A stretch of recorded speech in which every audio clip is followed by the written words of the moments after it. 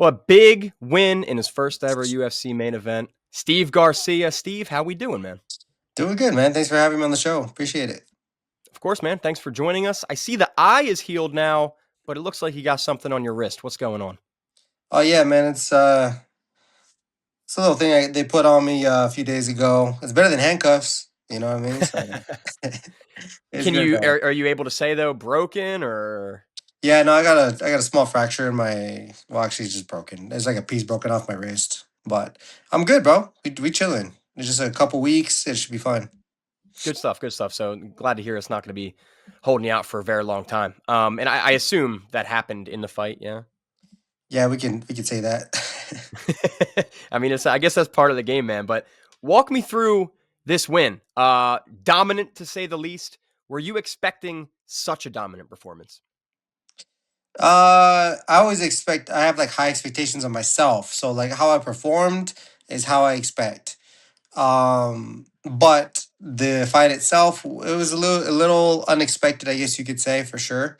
I was hearing, obviously I have all these interviews throughout the whole week, fight week, saying that he's gonna meet me in the middle. We're gonna freaking just exchange. We're gonna battle it out. It's gonna be one of those type of things. So in my head, like I always come prepared. You know what I mean? Like I expect that from the gate, and you know, I think the first shot I caught him with was like a right hook, and I don't know if he felt the power. Maybe he was a little more hesitant. Maybe he thought there was gonna be. It's a 5 round fight, so maybe he's like, all right, we're gonna pace ourselves a little bit. But yeah, I was ready. I was ready to go from the get. You know what I mean? So the fight played out the way it played out, and I just went out there and just conquered.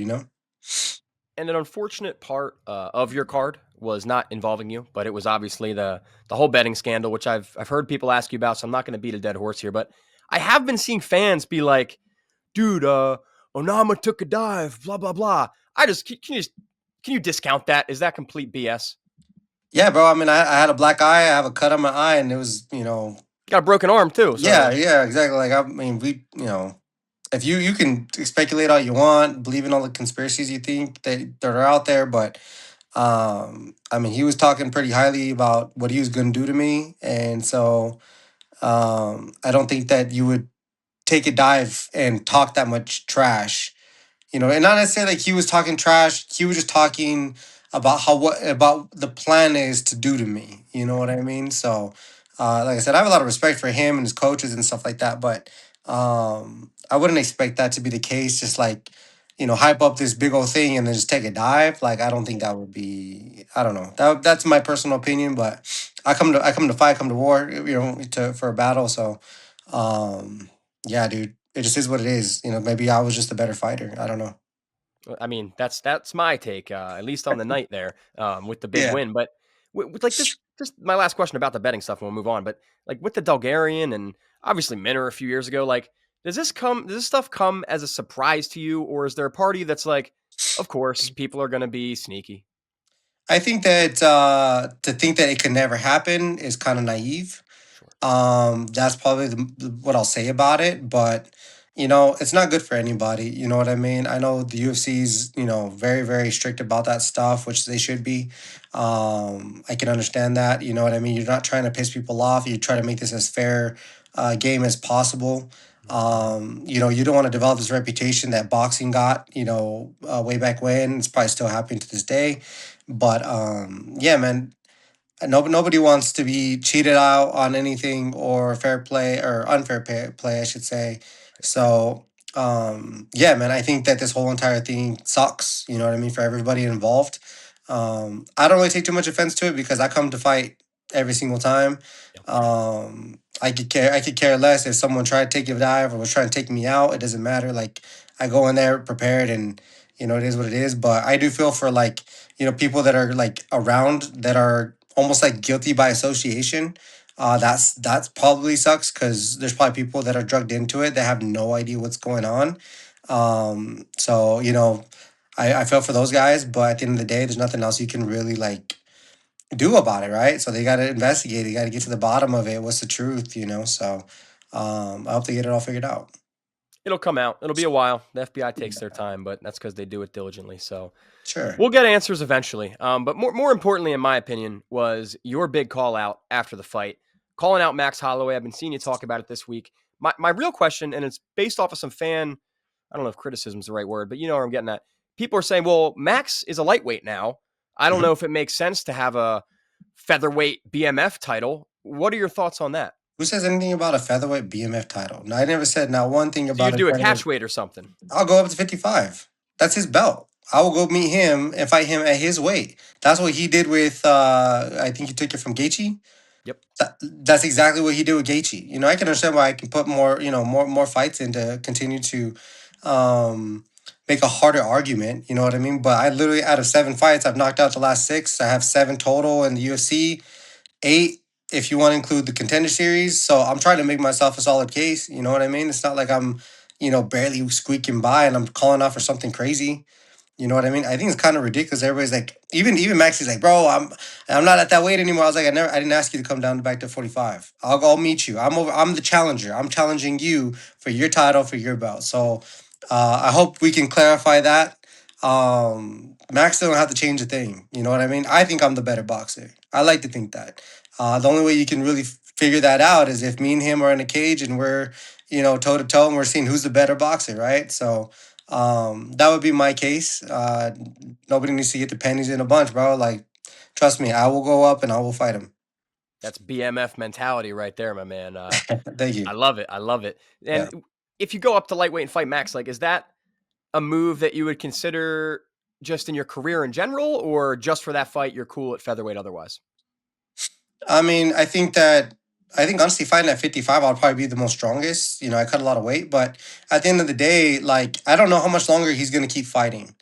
And so to get a fight like that, like on the line, for me, I want to be able to have a crack at it. And he's the best. You know what I mean? At least in my head, he's the best, and he's one of the baddest dudes on the planet, which is why he holds that title. If I can go out there and beat him, everybody thinks it's a long shot. I might be the only one to think that I can. It doesn't matter. My whole entire life, everybody's judged me off of, I don't know what, a loss that I took a long, long time ago. Sure, go ahead. Maybe you can judge that story, but I'm still done. I'm not done writing the book. You know what I mean? So, um, yeah, man, time will tell. But at the end of the day, I don't make those calls. People think that like, oh my God, you wasted a call out, bro. Then don't ask me what I want. That's what I wanted. So if you want to hear a different story, then ask a different question. You also mentioned this week or the week before, you were talking about Lerone Murphy too, as another option. And I also saw you said February next year would be a great ideal time for return. But I want to run something else by you, play a little matchmaker here. Yeah. I hear UFC's heading back to London March, I think 21st or something. It's not official, but could that be a potential card? Go behind enemy line, fight Lerone Murphy in London. Nah, I want to fight here in the States. I like just like he likes his country. I like my country too, bro. Like anywhere in the States, I don't care. You know what I mean? I want to be a flight away, from home, pretty much. Those. I mean, obviously, if the job calls it, I'll do it. But I prefer to be here in my country. You know what I mean? So, uh, let's try to keep it here. But I'll fight whoever here. I don't care. Now, Mr. Apex King, does it have to be Apex, or are you interested in expanding beyond that horizon? Dude, they're the ones that stick me in the Apex. So that's why I'm like, you know what? If they're gonna stick me back in the Apex, I want a main event. That's why I call for that. But yeah, if they can give me a freaking arena, that would be even better. I want people there. I want to hear the roar of the crowd. I want to see, I feel the energy and just see everybody just kind of lose their minds. And it's a good time. I can have like more of my family come out and like support me.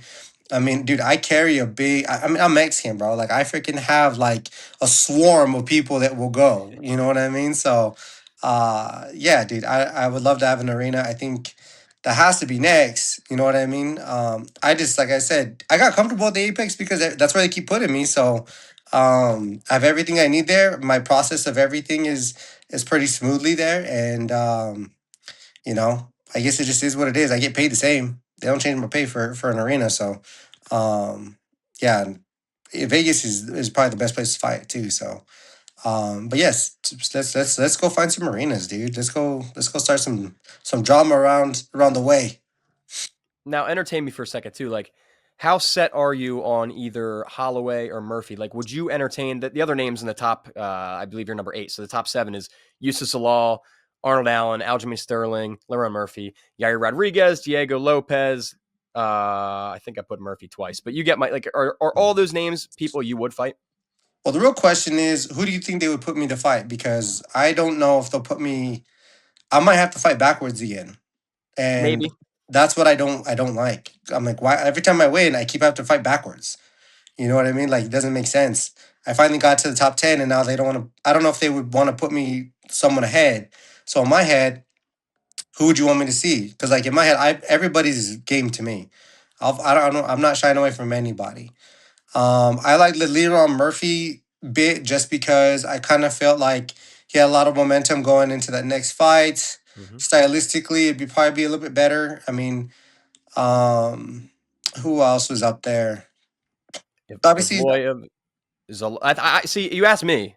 I think what the UFC, just knowing how they like to operate, they like to save their Aljamain Sterlings, their Brian Ortegas for like the giant A-list names. So as you're working your way up to be that A-list, I think your Murphys, your Arnold Allen, your Yusuf Zalals, who are all fights up, I yeah, think those are like your most realistic.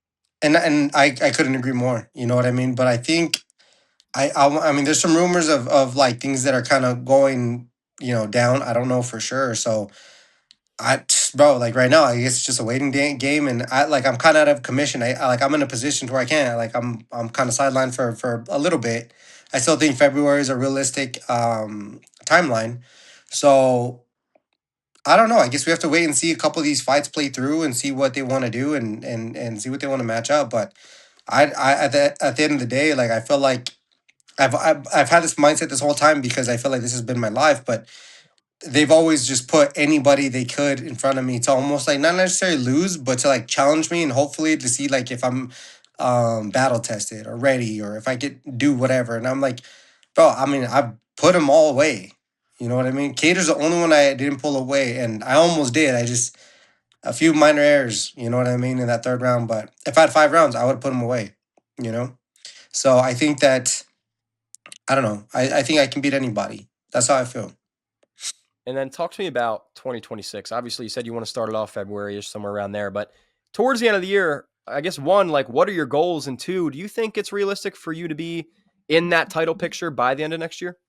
Depends on who they give me. I wouldn't think that they'll give me a title shot unless like some crazy thing happened where there's a fight that fell through and they want me to step up. Which is a could possibly be possibility. You know what I mean? So um, I have a feeling they're gonna make me fight at least 2 more times before they consider me. But it also depends on who I fight and how I finish them. So again, the ball's in my court when it comes to how I fight. That's why I take everything so serious. That's why I always go for the finishes. That's why those are high priorities for me. You know what I mean? Um, at the end of the day, I just kind of let God lead, bro. That's the truth. You finish two more people in top 8 or top 7 or whatever it be. It's going to be hard to deny you, brother. I'll tell you that right now. That's literally all I can do is be undeniable, right?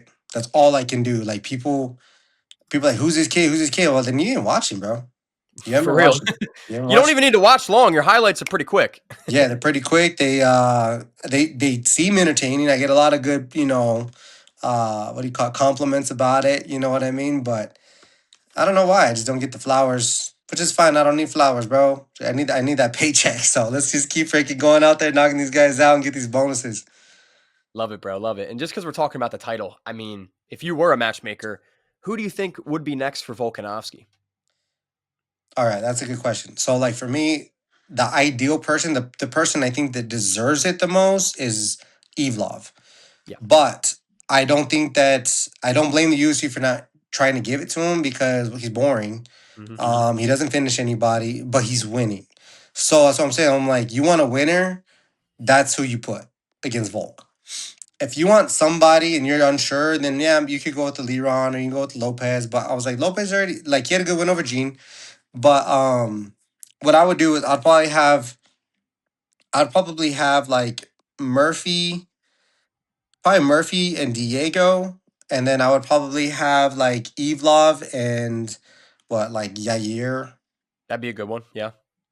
You know what I mean? Or you can switch any of those up, and then whoever has the best performance out of those two fights gets Volk. You know what I mean? So it's almost like a little tournament, but it's Yeah. not. That would be more or less like my situation, but Lopez has already fought him. I think that one more like good win. I think put him back in there because I do feel like he put up a really good fight against Volk the first time. Mhm. Again, Volk's another guy that like he's probably gonna be there. What, two more fights? You know what I Probably mean? something like If that. Yeah. that. So then everybody's looking the chomps, bro. They all want to crack at him. They want to be the guy to dethrone Volk. So I think not if let's say Evlog goes out there and I don't know who they match him up with, but let's say he wins, bro. Like you got to give the guy Yeah. his shot. You just have to. Even though I think he's boring, I don't think he sells. I don't think he does a lot of things, but that's my personal opinion, and I think that's a lot of people's opinion. He needs to either switch up his camp, figure out how to get his boxing going.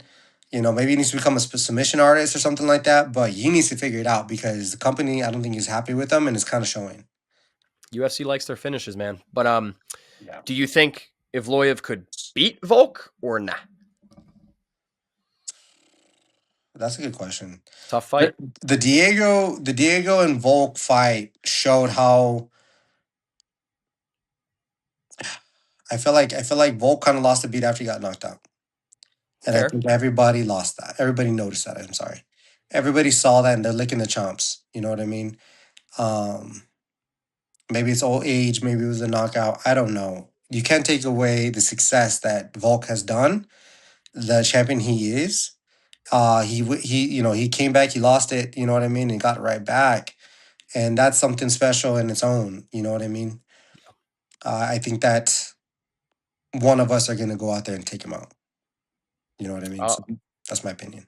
no, I'm excited to see how because featherweight's like really the only division that doesn't have many fights booked. They're probably waiting until early next year. So yeah, I'm excited to see how it all plays out and how you fit in. But I want to get 3 quick predictions from you Sure. for this weekend. I assume you're a fan as well as a fighter. So UFC 322. We'll start with the main event. JDM or Islam Makhachev. Who takes that? That's awesome. That's an awesome fight. And the reason why I say that's an awesome fight is because you truly don't know. Yeah. I think that because Muhammad and Islam have trained together. Mm-hmm. And so, with that being said, Muhammad has good takedowns. Muhammad has good, grappling. And JDM did his thing. So, there's a weight difference. There is a like almost like a blueprint on how to kind of beat these guys that he did really good. But Islam is like a one of a kind type of guy. So I'm trying to stall. I'm gonna go with JDM just for the fact that like he's a natural 170er. He's a bigger guy. He just showed that he could go out there and fight somebody who's gonna be in on his legs. It's gonna be trying to take him down. I mean, I know that there wasn't like as much like activity when it comes to takedowns. I don't know why. I don't know if Muhammad was trying to prove a point. I don't know. Muhammad openly said he messed that game plan up. So that's what that was. Yeah. So that's what it's also another question. Like, I mean, if that was the case, then how good is JDM's takedown defense? Now, what about? Oh, sorry. If you weren't done, you can keep going. No, that's pretty much it. I love it. Underdog JDM pick. What about the co-main event? Another title and another girl moving up a weight class. Wei Li Zhang or Valentina Shevchenko? I think Shevchenko, dude. I think she's that's her weight class. She feels comfortable there. She has her title back. Whaley's a boss. She's a gangster, but I'd probably have to go with Shevchenko. And Whaley's just kind of small, you know. And last one, just because he's a Philly boy like myself, Sean Brady or Michael Morales. Oh man, I just Good forgot fight. about that one. Oh man, Good that's fight. a good one, dude. Sean Brady's a tank. Yeah. And Morales is a stud. Dang, that's a good one. I totally forgot about that one. Dude, it's a great card. So many good fights. Yeah, if I had to guess, Brady just because of his wrestling ability. That's what I He would think.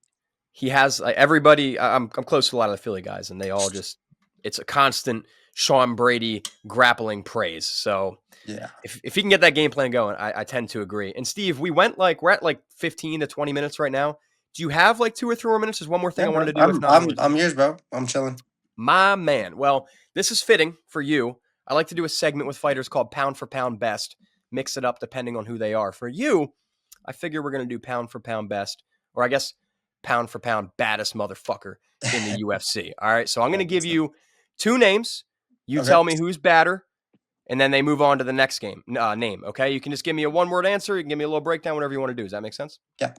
All right. So first up, and again, it's no weights involved, all just baddest. Doesn't necessarily matter who's the best, who's bigger, just the baddest. So first up, and it's a hard one, the brothers, Nick or Nate Diaz. Nick. Nick Diaz Army moving on. It's going to be hard. These are crazy names. I couldn't do this, but Nick Diaz or Justin Gaethje?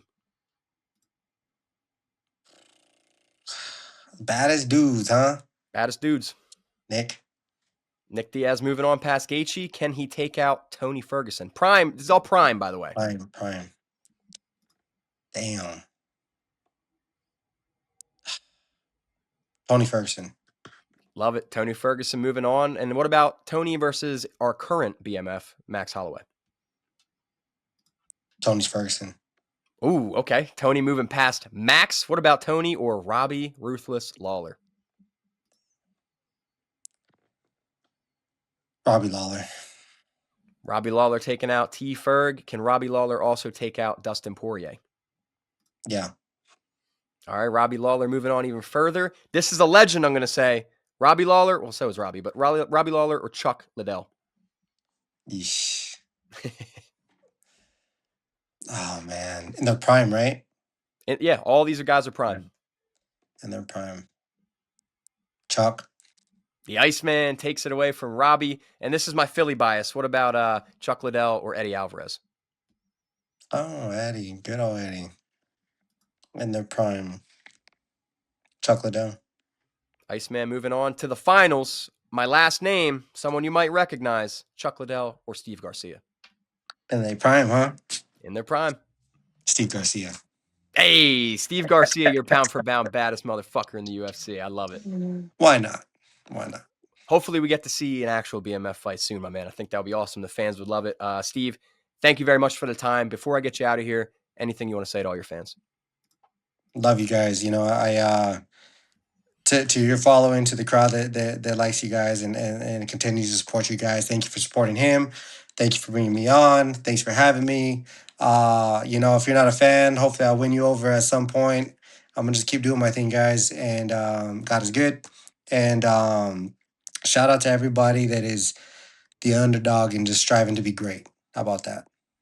Love it, man. Well, ladies and gentlemen, specifically Home of Fight followers, if you don't follow Steve Garcia, change that right now. This man's career is only going up, and hopefully we get some big fight news soon, my man. Ladies and gentlemen, Steve Garcia. Thank you very much, brother. Thanks, brother. Thanks for having me on.